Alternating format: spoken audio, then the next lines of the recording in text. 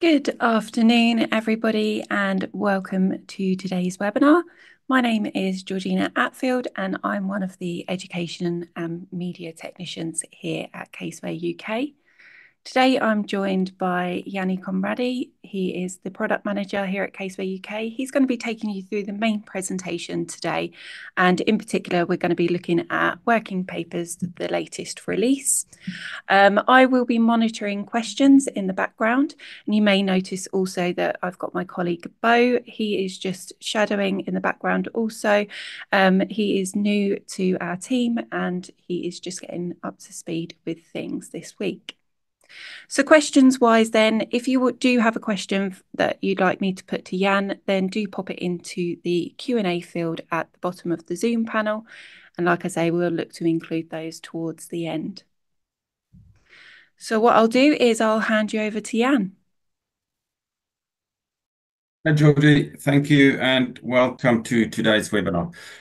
So we will be looking at Working Papers 24, the release for that. Going to talk about some new features we've added, some bug fixes we've done, but more importantly, we're going to talk about where to download your working papers this year because that process have changed.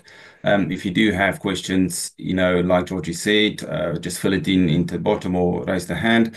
Or if you just would like a live shout out, that I can accommodate as well.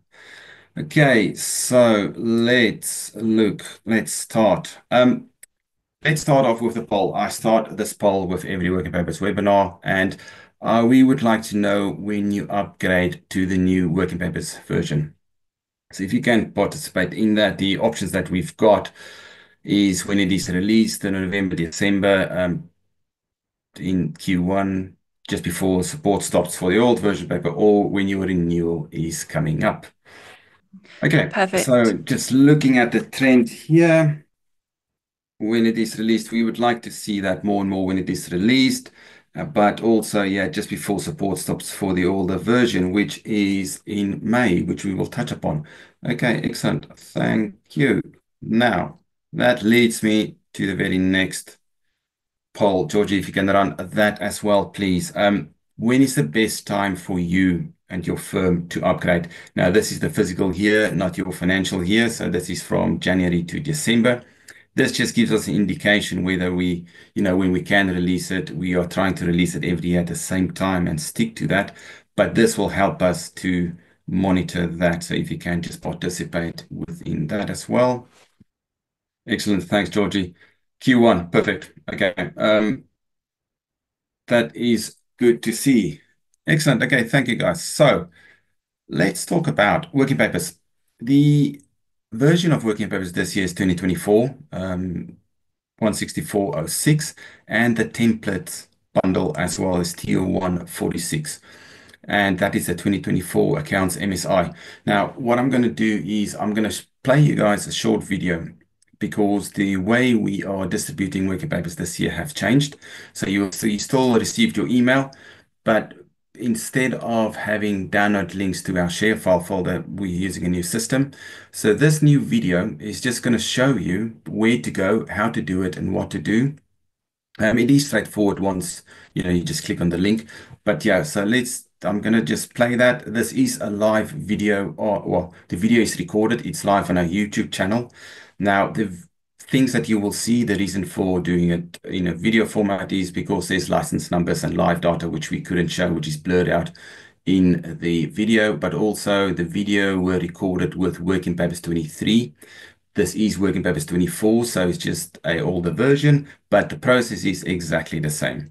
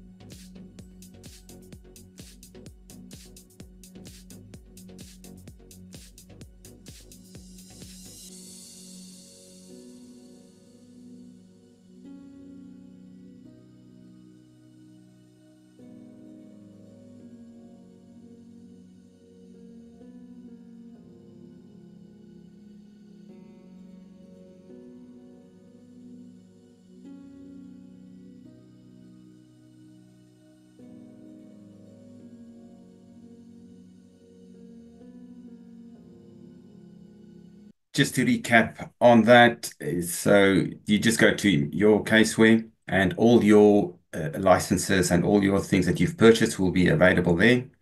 Um, that brings me on to the next bit of this is let's talk about the e-packs and the timeline. So on the timeline, we've released Working Papers 24 in the beginning of December. So with that, we released the accounts template bundle, which is the TO 146.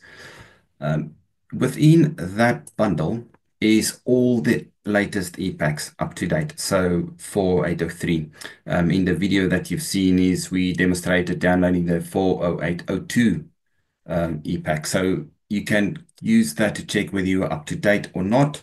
The more important thing is that now that we've released Working Papers 24, the next e-pack 40901 will not contain any data or things that were in the previous year's e-packs. So it is very important that you are up to date with all the latest e-packs before you install the new e-packs released with Working Papers 24. If you're not up to date, so let's say the last e-pack that you've installed were 40801, you are missing 02 and 03. You don't have to go back and individually install 03, 02, and then 03. You can just use the accounts template bundle, reinstall that, and that will bring you up to date. Okay, so also within the release email is a link to all your Working Papers documentations. So the latest installation notes are there, the more information about e-licensing, upgrade considerations that you need to make, and also a full list of all the new features and bugs, fixes that we've done. Also within the same area, you will see all the getting started user guides. Now that these Working Papers are there, there's all the other interactive user guides as well. Just focusing on the Working Papers one is it will give you a quick intro of what it is, setting up your caseware, the data store tool, a Working Papers overview. So this is a great way to, if you've got new joiners within your firm and to introduce them into caseware, to get them to work through the interactive calls, or if you are just using your caseware once a year to prepare your accounts, it's a good place to, top up your knowledge again on that. Okay, just before we go to the new features, Georgie, can you just run poll 3 for me, please? And I would like to know when you are looking to convert over to the cloud. Now, I've been asking this question for the last 2 years as well. We are progressing our applications to the cloud, but it's good information for us to get from you guys where you are standing at the moment with it. Okay, so like previous years, majority still unsure on the cloud. Yes, absolutely. There is another poll where I'm going to ask you something else about the cloud as well coming. But yes, so we will continue to support Working Papers and our desktop product until we are fully moving over to the cloud. That will happen at some point, but not in the near future. So your desktop is still good to go. Okay. Let's look at some of the new features introduced within Working Papers 24. So we've added an option to display the document insertion events in your file history. So now you can see who dropped a document in and who removed a document as well. We added an option to the engagement lockdown wizard to set all the content in a files directory to read-only after lockdown. This read-only mode also applies to any sync copies of the file.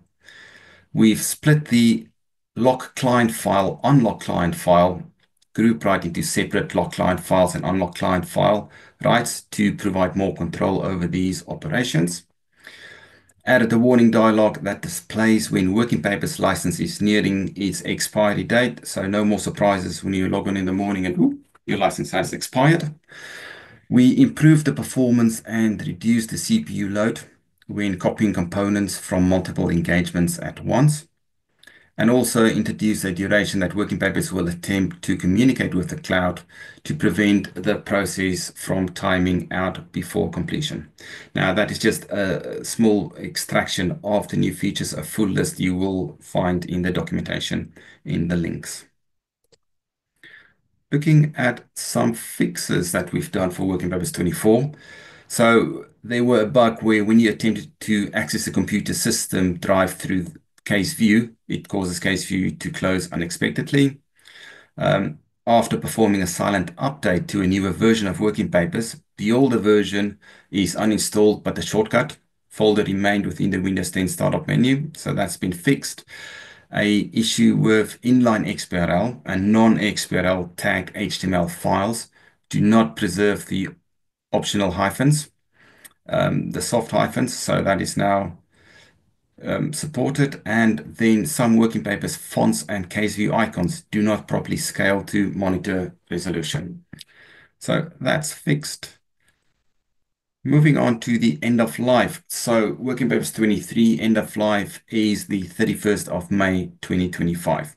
So this doesn't mean that you cannot use your Working Papers 23 anymore, but what it does mean is we are not supporting it. So if you call support and you have to send in your file, if it is a bug that was fixed in the previous EPAC, you have to upgrade to the new Working Papers.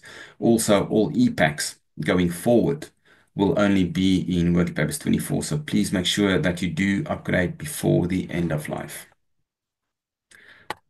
Okay, so now this brings me to our next poll question, and that is, would you be interested for a demo of our cloud accounting? Now, the current offers that we've got for the cloud is FRS 102 for UK and Ireland, 105 UK and Ireland, and soon within this year, in the next few months, we will have 101 up in the cloud as well.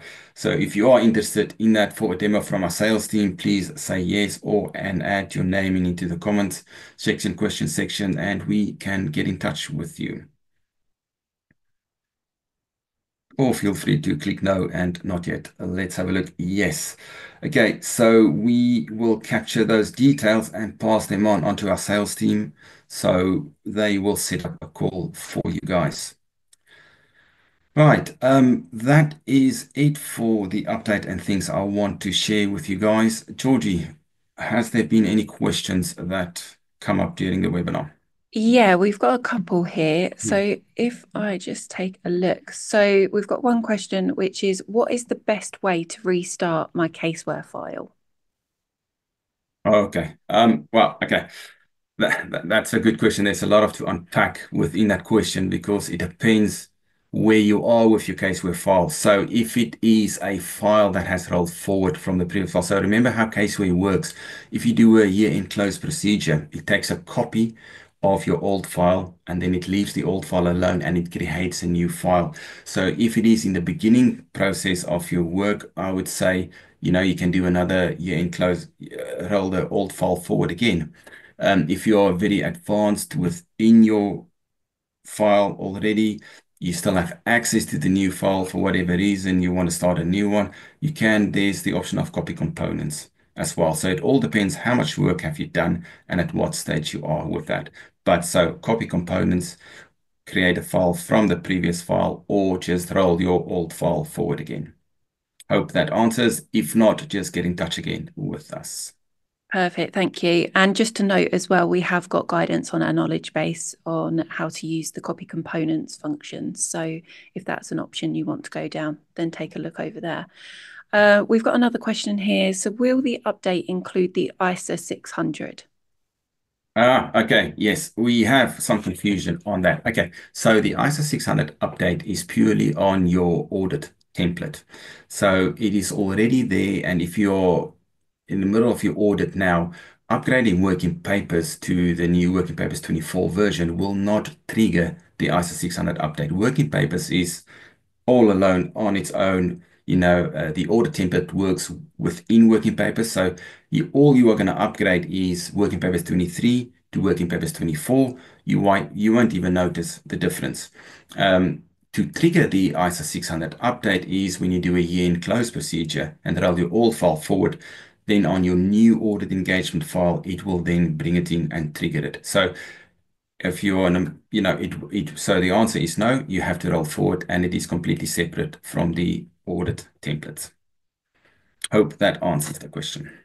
Okay, perfect. Thank you. We've just had another question come in. It may be a question that we need to take to our support team, but I will pose it to you, Jan. Okay. Richard's asked, can you still distribute the template.clf file to cover the licensing when installing Working Papers 2024 on multiple machines?